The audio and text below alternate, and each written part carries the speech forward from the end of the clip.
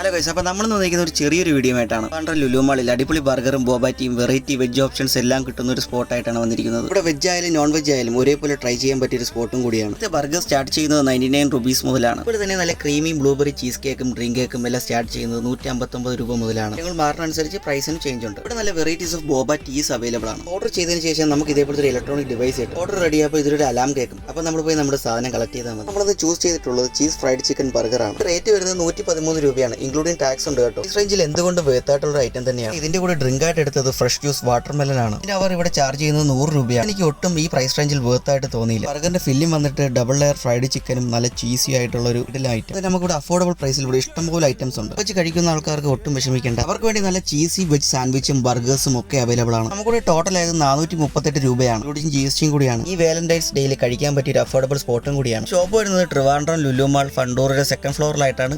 The coffee cup. Okay bye friends.